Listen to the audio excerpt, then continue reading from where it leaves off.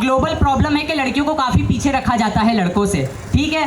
काफ़ी चीज़ों में बंदिशें होती है, लेकिन ऐसे वक्त में काफ़ी टीचरों का सबसे बड़ा रोल होता है कि वो इस चीज़ को एम्पावर करे और लड़कियों को भी आगे लाए। जितना यहाँ पर साइन मैम मौजूद है, तो मैं एक शायर हूँ, आपको बताऊँ मैं एक नज़्म आपके सामने रखना चाहूँगा। आपकी दाद मिले तो मैं समझूंगा कि ये नज़्म कामयाब हुई मेरी।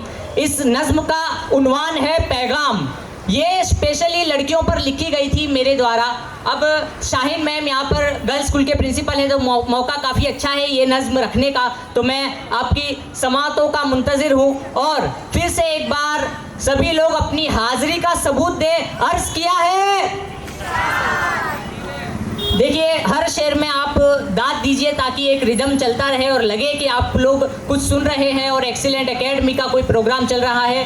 तो अब इस नज़्म को मैं साइन मैम आपकी नज़र करना चाहता हूँ, आप सुनिए और दाद दीजिए तो मैं समझूंगा कि ये नज़्म कामयाब हुई।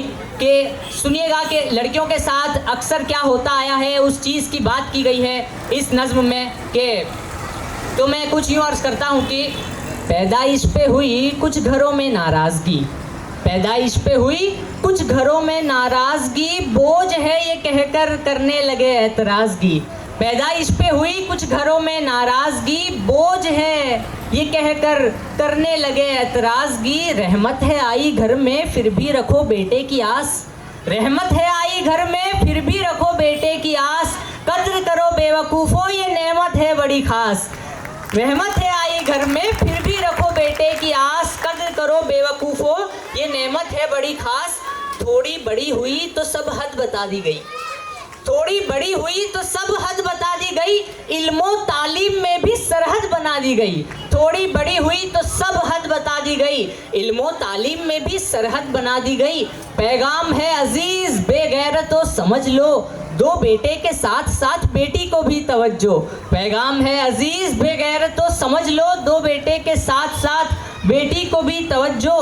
है इतनी सारी बंदिशें किसी से कुछ न कह सके, है इतनी सारी बंदिशें किसी से कुछ न कह सके, क्या इतने सारे बोझ अकेले कोई सह सके। इतनी गिरी है सोच के तालीम भी न दे सके।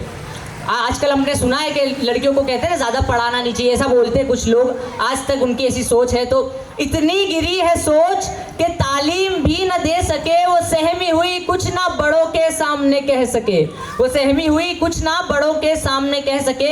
इस शेर में मैं हर एक लड़का लड़की जितने भी बैठे हैं सबकी दाद चाहूँगा। और ये शेर में एक उर्दू का लफ्ज़ है अना, जिसका मतलब होता है इज्जत। तो ये शेर का मैंने एक वर्ड बता दिया ताकि आपको समझने में आसानी हो। इतनी गिरी है सोच के तालीम भी न दे सके, वो सहमी हुई कुछ ना बड़ों के सामने कह सके। घर से चले जो बाहर हरदम अना की फिक्र हो।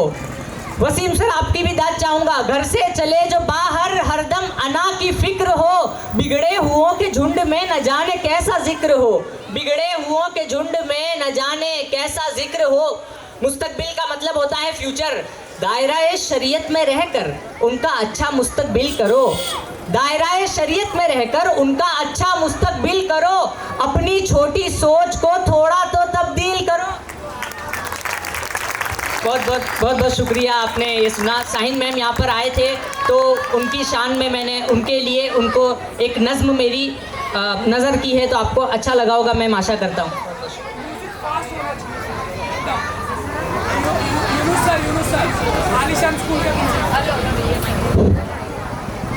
So I would like to